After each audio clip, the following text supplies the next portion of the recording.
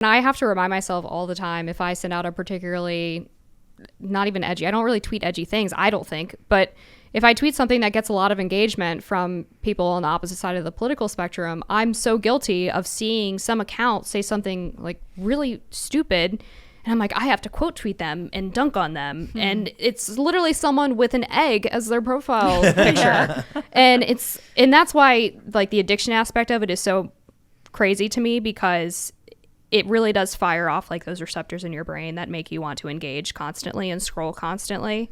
And even someone who is aware of it has that impulse. And imagine how bad that is for people who don't really understand what's happening. So Elon Musk buys this big stake in Twitter, but I'm not entirely convinced that it matters, because it's the cultural issues in our society outside of Twitter matter more. So in your instance, Amber, you got fired because you tweeted a joke about Kamala Harris that was, you made fun of the way she dressed. That's right. And they called you racist on Twitter. Yeah. So basically what happened was a month ago was the State of the Union, and Kamala was wearing this horrific brown suit, which everybody agreed that it was ugly. We have a picture of it. Right? I don't think I'm the only one that thought it was bad. Saturday Night Live made fun of it, and there were people like photoshopping her to look like a UPS employee. And so I decided to throw out this tweet saying Kamala looks like a UPS employee. What can Brown do for you? Nothing good, apparently, because obviously she's ineffective at public policy and bad at her job. Well, a few days later, how this all actually shook out was, I don't know if you guys remember this, there were a bunch of protests at the University of North Texas because the Young Conservatives Club on campus had decided to invite this guy named Jeff Younger. And Jeff Younger is a dad whose son was taken away from him because the mom was convinced that the son was actually a daughter and wanted to transition him medically, and the dad was not about it. So Young Conservatives for Texas had this guy come to campus, and of course the SJWs on campus freaked out, had these crazy protests, and I got involved in this debate on Twitter. Again, never a good idea, but here we are. In the replies to Matt Walsh, actually. And there's this freelance reporter for the Daily Beast, Yahoo News, Rolling Stone, I think, named Stephen Monticelli. And I point to him as like the root cause of all of this. He took a screenshot of the Kamala tweet because he was mad at me for saying you can't chemically castrate kids, and sent it to all of his followers. And his followers decided that they were going to start emailing my employers to say that I was a racist and needed to be fired. And where were you working? So I was with The Spectator, WMAL, which was a radio station based in D.C. It's like the conservative talk radio station in D.C. And then I have a fellowship with the Steamboat Institute. The Spectator... WMAL? WMAL, and it's a part of Cumulus Media. That's like the corporation that owns a bunch of radio stations. So similar they're to Sinclair. Trash. They're trash. Yeah. They're operated by a bunch of liberals who don't care about anything outside of woke emails. But it's conservative radio? They make all their money from conservative radio, but they don't actually believe in anything that their hosts are saying on air, is the long and short of it. The Spectator literally laughed at these emails they were getting because they thought they were so ridiculous. WMAL, a week later, calls me after I host the show on a Wednesday morning and tells me that my tweet was racist, that it violated their social media policy, and that they were terminating me effective immediately. No severance, nothing. I was done. I wasn't going back on the show the next day. They didn't inform anybody else on the show that I was hosting, so they were like SOL. They didn't even have a host for the next morning. They had to have somebody else fill in. They didn't tell the WMAL program director. It was a vice president and the VP of HR. I have the termination letter and everything that confirms everything that I'm telling you guys. The people you worked with didn't stand up for you and be like, I'm not going to do it? They tried. I will say that there was a lot of internal maneuvering over the past month, which is why I've waited so long to go public with the story, because I wanted to see if Cumulus and WMAL would do the right thing. A lot of the hosts are on contract, so they can't really just walk out without facing pretty heavy financial consequences, is my understanding. I don't want to throw them under the bus because they have been speaking out on my behalf publicly since I've talked about this morning, but I understand your perspective. Yeah, I wish people were more willing to just stand up. Consequences be damned. There's so many people on the left that are willing to risk prison time burning down police stations and doing the most insane things, and conservatives won't even risk a contract violation. It's like, oh no, a contract violation, you're gonna have to go into arbitration. Those companies don't want to spend money on lawyers. Yeah. So if you were like, I'm not going to do the show, and they'll be like, well, you'll be in breach of contract. And it's like, okay, spend $5 retaining your lawyer because I refuse to do a show one day, and let's see how much money you got to waste before you get me to agree a month later. I'll tell you this. It just pisses me off. They'd come to me and they'd say, you're in breach of contract. We're going to sue you. I say, okay, I'm going to wait you out, however long it takes you to put your lawyers on retainer to file. And then you know what I'm going to do? I'm going to let you win. Then I'm going to make you sink 20 grand into legal fees. Then I'll come back. How does that sound? Or you can just say, we're not going to fire someone over a tweet. People just aren't willing to even put a little bit of pressure on their companies. Yeah, and I will say, I was allowed to go on Dan Bongino's show today, and Dan Bongino's show is nationally syndicated. One of the radio stations that hosts his program from 12 to 3 p.m. every day, WMAL. So I got to go on the radio station that fired me and tell all of their listeners exactly what the company did to me. And Dan Bongino was actually kind enough to offer me a bi-weekly segment on the show as well. So he's putting his money where his mouth is. I mean, he's a good dude. And he's gotten into it with Cumulus before over their vaccine mandate. So this isn't the first time. Like he hates them, rightfully. Totally understandable. If you've seen their like internal, and I can't go into too much because of the confidentiality agreement, I don't think they'll sue me, but I would rather not risk it. They have a lot of stuff on their internal company forums that is just horrendous. I mean, if the listeners knew the things that they were promoting internally, whether it's some of the trainings that they do or some of the financial bonuses they offer people for doing certain things, they would be absolutely horrified that they are giving their listenership to this company. Sounds like Project Veritas might be picking something up from there. Yeah, I would love to see James O'Keefe do a little digging on that. I'm not surprised that these corporations don't care about anything. Yeah. I'm also not surprised there are a lot of people who are like, well, there's nothing I can do about it because, I'm under contract. And I'm also not surprised that Dan Bongino was like, I don't care, let's do it. Because Dan is doing a lot to push back. He's invested in Rumble. Yeah. They've got something called Parallel Economy. Do you guys know about this? Only by name. Alternative financial transaction service. So Cool. they're building, I'm a big proponent of, supporter of, and working towards parallel systems, right? For a while, I used to talk about how it was dangerous. And this was years ago. I was like, if they keep banning people this way, if financial institutions keep doing this, you're going to make a parallel economy. You do not want that. Now we're here, and it's like, okay, if that's what they wanted, we're past it. You've got to do it. So parallel economy, if you could do a subscription service and not have to worry about being banned by someone tweeting, oh, but they're racist or whatever. This company's going to be like, we don't care. And Dan Bongino, I believe he's an investor. I'm not entirely sure, but I know he's involved. So, man, at least we have people like him doing stuff. That's something. Yeah, I mean, if I were a host on that station still, I would be terrified about what could happen to me because you can't do political commentary if you can't make fun of a politician's outfit.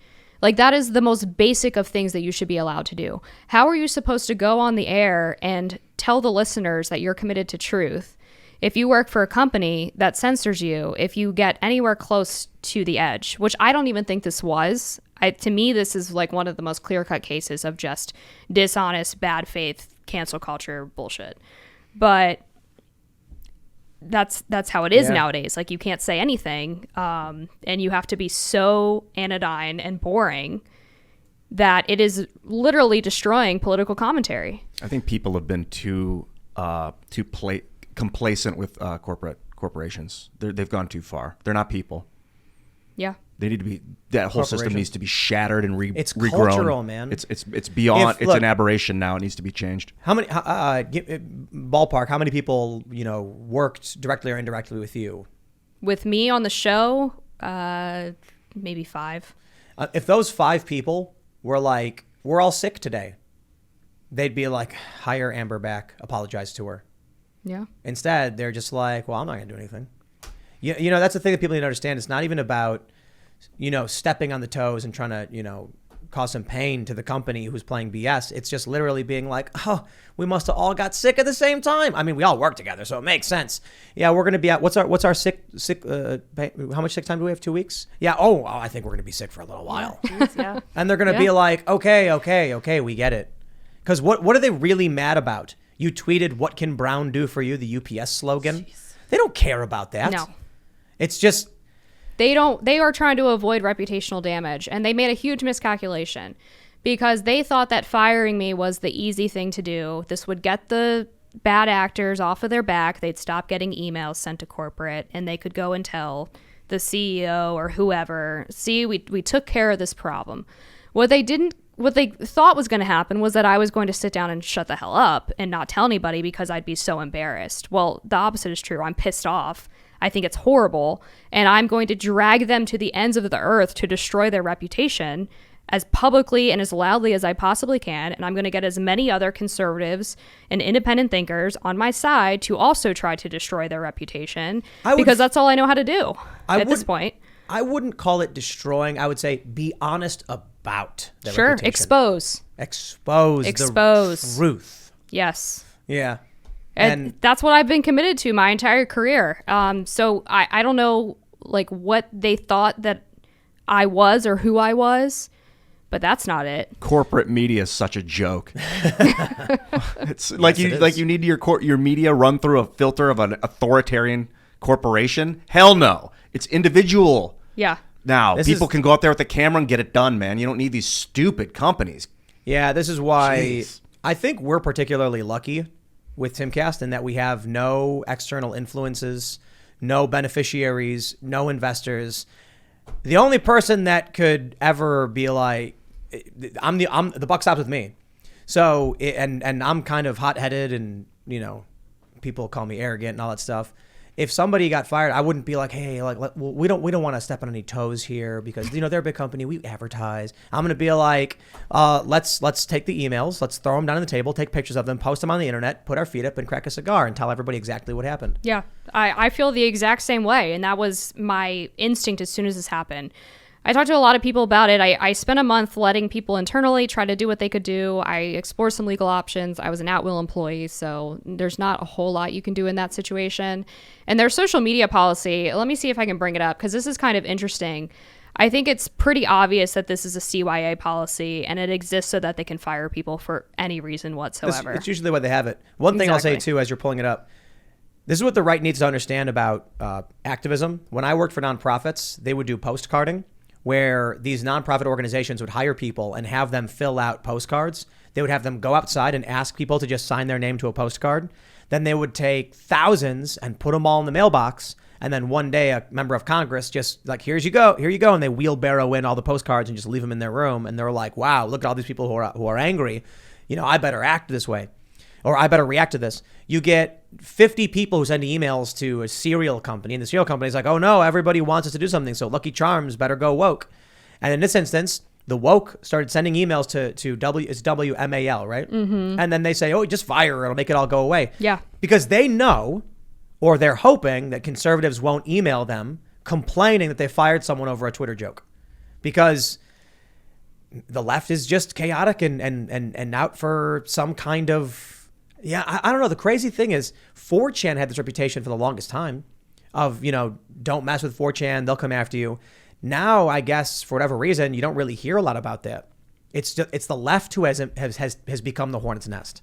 Remember it was Colbert talking about Anonymous? And he was talking about this company called, I think it was what was it called? HB Gary? Was that what it was? I don't know. No, it was something federal. I don't know. Maybe it was HB Gary. But Colbert was talking about this security company that went after Anonymous, and he said that's like saying, they wanted to stick their dick in a hornet's nest and then kick it or something like that. It used to be 4chan and the libertarian and the right that were the hornet's nest to be feared, not to screw with. Now it's Antifa on the left because the corporations are terrified of them and the right doesn't do anything. What do they call it? Brigading? Is that what it's called? When you get a bunch of people to go do something? I kind of realized the power of that 2007, I think. Obama was running for office. I was like, oh, we can get this guy elected. Let's all vote for Obama. Everyone listening, vote for Obama. I would just tell people, vote for Obama. Yeah. And they did it. And then I was like, we could all pull our money out of the bank at the same moment on the same day. And I was like, I think it might be, is that illegal to call for that? No, I don't think so. So like mad power. And then I started to get scared like, oh, if I did that and crashed the economy, that could be very bad. Yeah. The power of brigading is real. And there are a lot of sort of more formal left-wing advocacy organizations like Sleeping Giants that were formed on social media. and do these harassment campaigns. Media Matters is sort of infamous for going after people's advertisers. They basically managed to bully all of Tucker Carlson's advertisers out of being on his show, for example, because they just, for them, it's not obviously not about, oh, we really care about racism and sexism and homophobia and all that. They care about just trying to shut up anybody who disagrees with them politically. That's the real goal, because they use these things so dishonestly. But I have the social media policy here. So the only thing that I could think of that this potentially violated was employees must not use internet venues in a manner that may cause public discredit to employee or to the company. So, like I said, it's a CYA. It's if you do anything we don't like, whether on air or off air, we can fire you under this policy, and that will be considered firing for cause. We don't owe you any severance. You lose all of your union benefits, and you're screwed. And then they probably assume that people will be scared by the confidentiality aspect of this handbook and not talk about it. But again, that wasn't going to happen. But your tweet was so just not even. I mean, like, what if you called Kamala a disgusting pig? You know, that's a good question. I think you would have been fine. I think, yeah. I think I probably would have been okay. It's the word brown. Yeah, the people have become that sensitive dumb. to this insanity. Yeah. That you talking about colors, like if you use red, they wouldn't have done anything about it. It's the color brown, black, white. The shades black and white are very sensitive words. Yellow's another one. You can't do that.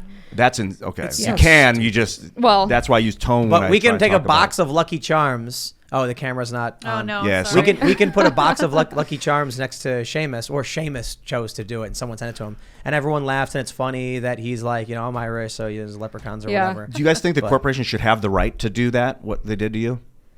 Oh yeah, absolutely. Yes, it's a cultural problem. Companies should be able to, for the most part, fire people for any reason. I say for the most part. There's probably certain circumstances where like retaliation after you abuse someone physically and things like that. But I don't know why you'd want to work there. So maybe we should just let companies sever with people if they want to. It's probably a longer conversation there. But the issue is the culture. Yeah. A company shouldn't want to do that. And not only that, if a company says, well, you put up a mean tweet about the brown vice president, so we're firing you, and then if the other 5 people were like, we quit. Even that among the employees would prevent the corporations. Oh yeah, you could build organization within the company's employees to resist this kind of behavior, but 20th century corporations, which is what they are right now, aren't equipped to handle 21st century media because they're getting bombarded through a central service with all these 50, 100 people sending emails to this one guy or this small group of people, and they're overloading their helpline.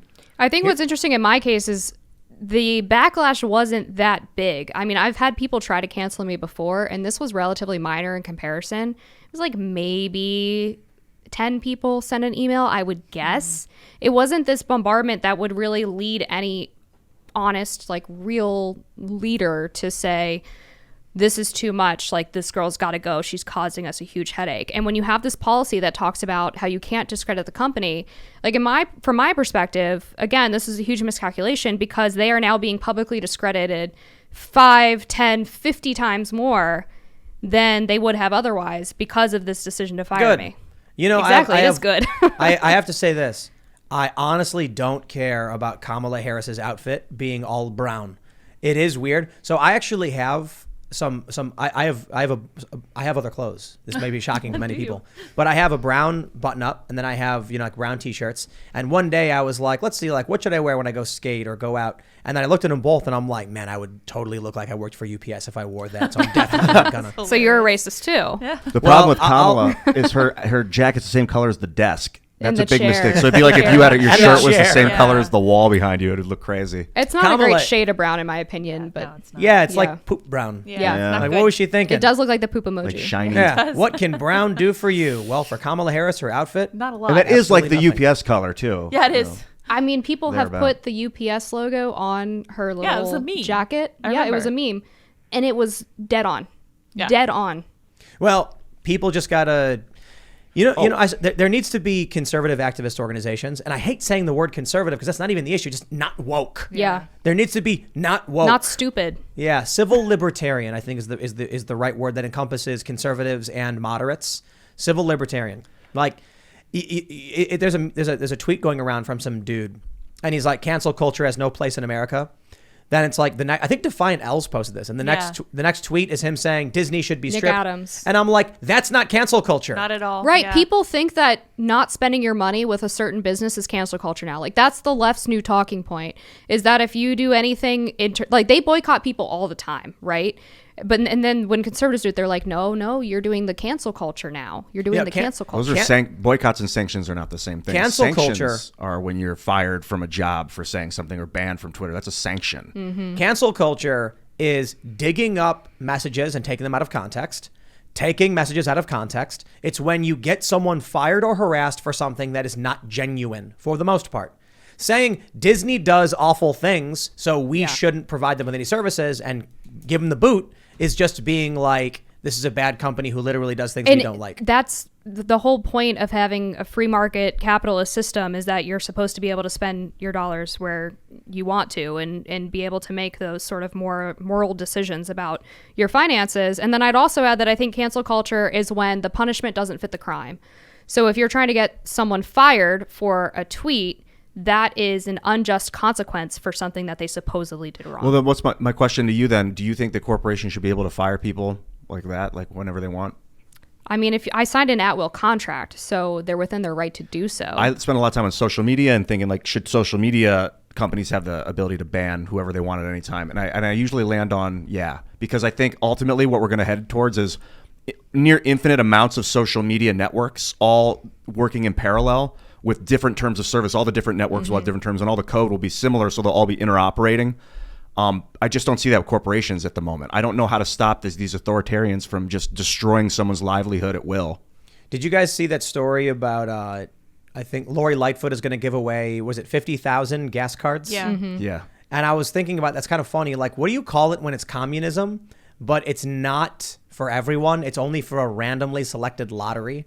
And I was like, is that Demar communism? Something like that. Like only 10% get to bask in the communism. Randomism. Welcome to our new government. Well, Hope you roll a 1. Demarchy is random government. People are randomly chosen to rule. So I was like, Demar communism. Yeah. But anyway, I bring this up because I'm thinking, like, you know what we should do for Timcast is just whenever there's like layoffs, we'll just have everyone will have to hold a potato, and then whoever's holding the potato when the buzzer goes off is fired. And so everyone will constantly be throwing it. But like, if you throw it and no one catches it, it's yours. And we got cameras. We'll know. So you got to get someone else to catch it. And then everyone will be throwing it to each other. And then you never know. And then we'll just like never put the buzzer on for like a week. So everyone's just walking around throwing a potato around. That's slide into his pocket when he doesn't know. The appropriate way to do the corporate potato the firing. whole time. Thanks for checking out this segment from the Timcast IRL podcast. But if you want to check out the full show live, tune in Monday through Friday at 8 p.m. And if you want more special access content, head over to timcast.com and become a member. Your membership helps sustain this company, keep our journalists employed, makes this show happen, and you will get access to exclusive members-only segments of the Timcast IRL podcast, and there's a massive library to check out. So again, go to timcast.com or tune in Monday through Friday at 8 p.m., and we'll see you all there.